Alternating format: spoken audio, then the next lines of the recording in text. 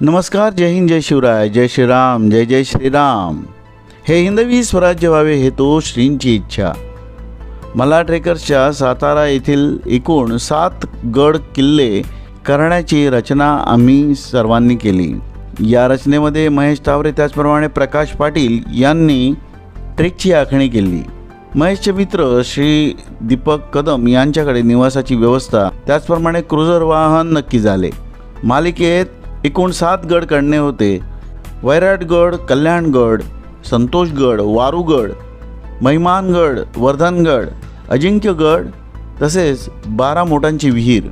आम्ही ही रचना 17 फेब्रुवारी 2023 ते 19 फेब्रुवारी 2023 या दिवसांसाठी आखली. त्याप्रमाणे आमचा प्रवास नक्की झाला.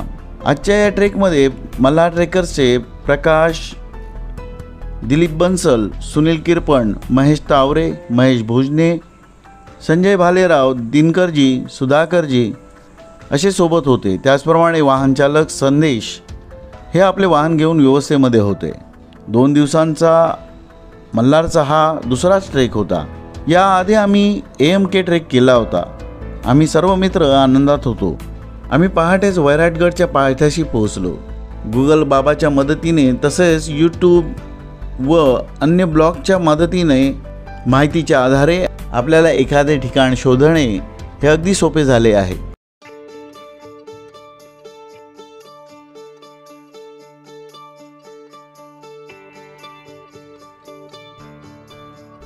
नमस्कार, आज आपण सातारा येथील अजिंक्यतारा हा गड पाहण्यासाठी आलेलो आहोत.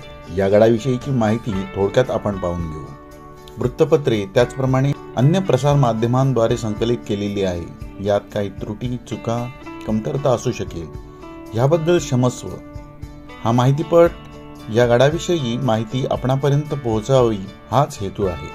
अजिंक्यतारा हा बामणोली, सातारा या डोंगर रांगेत आहे. किल्ला सप्तर्षी सातारचा किल्ला म्हणून देखील ओळखला जातो.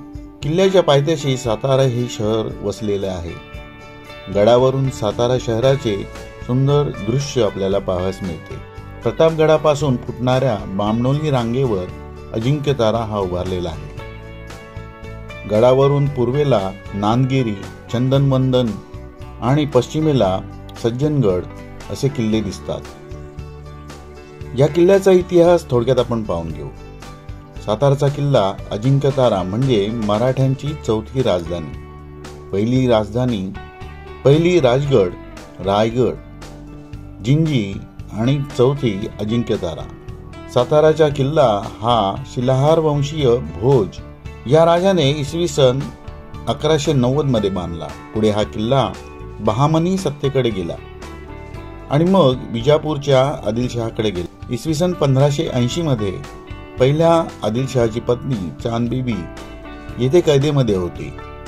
बजाजी निंबाळकर हे देखील या ठिकाणी तुरुंगात होते. शिवराज्याचा विस्तार होत असताना 1673 मध्ये हा किल्ला शिवाजी महाराजांनी जिंकून घेतला. या किल्ल्यावर शिवरायांना अंगी ज्वर असल्यामुळे 2 महिने या ठिकाणी विश्रांती घ्यावी लागली. छत्रपती श्री शिवाजी महाराजांच्या मृत्यूनंतर औरंगजेब महाराष्ट्रात शिरला. औरंगजेबाने साताराच्या या दुर्गाला वेढा घातला. त्यानंतर गडावरचा किल्लेदार प्रयागजी प्रभू हे होते. 13 एप्रिल 1700 पहाटे मोगलांनी सुरुंग लावून 2 भुयारे खणली आणि बत्ती देत क्षणभरातच मंगळाईचा बुरुज आकाशात भिरकावला होता. तळावरील काही मराठे दगावले होते. प्रयागजी प्रभू देखील या स्फोटामध्ये सापडले होते, मात्र काही इजा न होता ते वाचले होते. तेवढ्यातच दुसरा स्फोट झाला आणि मोठा तट पुढे घुसणाऱ्या मोगलांवर ढासळला. यामध्ये 1,500 मोगल सैन्य हे मारले गेले. किल्ल्यावरील सर्व दाणागोळा व दारुगोळा हा संपला होता. 21 एप्रिल रोजी किल्ला सुभानजीने जिंकून घेतला. ह्या किल्ल्यावर मोगली निशाण फडकवण्यास तब्बल 4.5 महिने लागले. किल्ल्याचे नामकरण झाले आझमतारा. तारा राणीच्या सैन्याने पुन्हा एकदा किल्ला जिंकला व त्याचे नामांतर हे अजिंक्यतारा केले. हा किल्ला पुन्हा मोगलांच्या स्वाधीन झाला.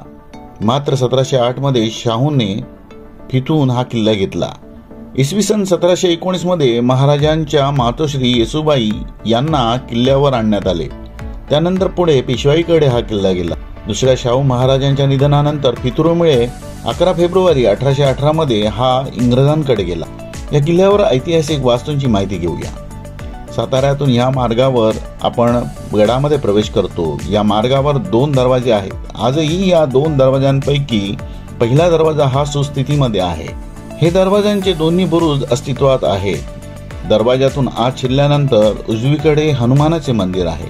मंदिर राहण्यास उत्तम आहे, मात्र गडावर पाण्याची सोय नाही.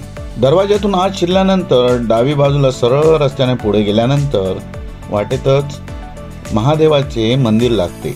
समोर प्रसार भारती केंद्राचे कार्यालय आहे. त्याचप्रमाणे याच केंद्राचे 2 टॉवर्स देखील आहे. पुढे गेल्यानंतर एक डावीकडे वाट जाते. मंगळादेवी मंदिराकडे असे लिहिलेले आहे. या वाटेत ताराबाईंचा ढासळलेला राजवाडा आपल्याला पाहावयास मिळेल. येथे एक कोठार देखील आहे. वाटेच्या शेवटी मंगळादेवीचे मंदिर लागते. मंदिराच्या समोरच मंगळाईचा बुरुज देखील आहे.